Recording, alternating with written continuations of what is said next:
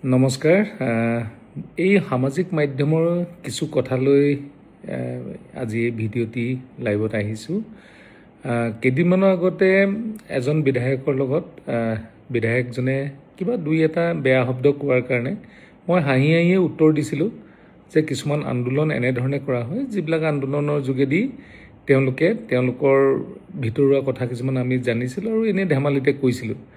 তাৰপিছতে বেদান্ত লস্কৰ, মই নামটো কৈছোঁ, বেদান্ত লস্কৰে আজি লিখিছে কিবা কিবি কয়লা খনি কথা লৈ। মই বেদান্ত লস্কৰক চেলেঞ্জ কৰিছোঁ যে মই যেতিয়া 19ত লোকসভা ইলেকশ্যনত উঠিছিলোঁ, এই বেদান্ত লস্কৰে মোক অখিল গগৈৰ লগত ফোনত কথা পতাই দি 3 কোটি টকা দিলেহে তেওঁ সেই সময়ত কংগ্ৰেছৰ হৈ কেম্পেইনিং কৰিম বুলি কৈছিলে। এইজনে সেই বেদান্ত লস্কৰ, যিজন কালেকশ্যন এজেণ্ট বুলি আমি সকলোৱে জানো। আজি তেওঁলোকৰ যিখিনি ট্ৰল কৰিবলৈ আৰম্ভ কৰিছে, মোৰ ভিডিঅ' এটা মই জিমত যাওঁতে মন্ত্ৰী হোৱাৰ আগতে যেতিয়া আমি তাতে বাৰ্থডে কাৰণে এটা কেক আনি দিছিলে এজন জিমৰ সদস্যই, সেই কথাটো লৈ মানে এতিয়া বাৰ্থডে পতা কথাটো লৈ কৈছে। এনেকুৱা নিকৃষ্ট এই সময়ত ৰাজনীতিয়ে তেওঁলোকে কি কম্পিটিশ্যন কৰাইছে। ময়ো ৰাইজৰ হৈ কাম কৰিছোঁ, মোৰ ডিমৌ সমষ্টিত, কোনোবাই শিৱসাগৰ সমষ্টিত হৈ কাম কৰিছে, কৰি থাকিব পাৰে। বিপদৰ দিনত ৰাইজক সহায় কৰাটো আমি বিধায়ক হিচাপে, জনপ্ৰতিনিধি হিচাপে কাম্য।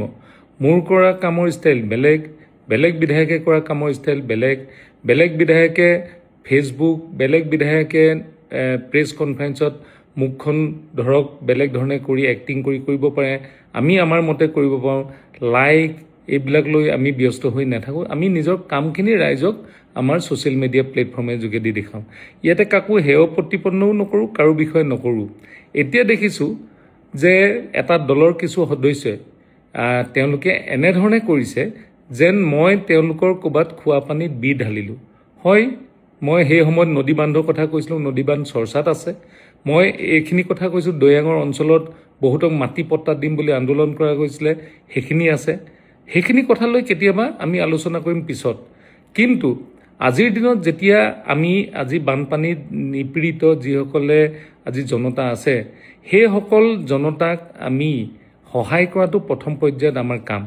হয়, মই মোৰ নিজৰ চৰকাৰখনৰ মতে চৰকাৰখনে যেনেধৰণে সহায় কৰিছে, ব্যক্তিগতভাৱে যেনেধৰণে সহায় কৰিছোঁ, আমি সেইবিলাক কথালৈ লিখিছোঁ।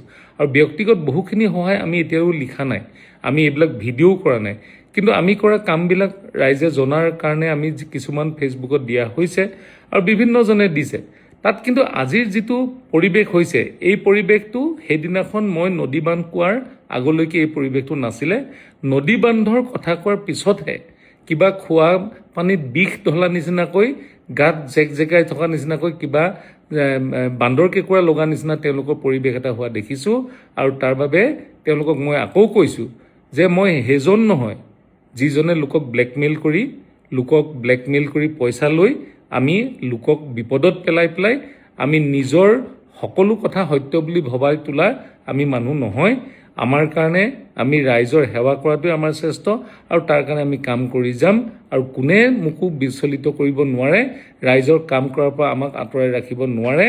যিমান হাজাৰ বেদান্ত লস্কৰ নিচিনা যিবিলাক দালাল, মই দালাল শব্দটো এইকাৰণে কৈছোঁ, মই চিনি পাওঁ। গাড়ীখনত উঠি লৈছিলে, মোৰ গাড়ীখনত নুঠি ষ্টেচন চাৰিআলিৰ পৰা গাড়ীখনত উঠাই লৈ কৈছে যে অখিল গগৈয়ে কথা পাতিব, 3 কোটি টকা দিলেহে কাম কৰিব, নহ'লে নকৰে বুলি মেইল দিছিলে। তাৰ মেইলৰো মোৰ প্ৰুফ কপি আছে। সময়মতে ৰাইজক মই এই কথাখিনি দেখাম।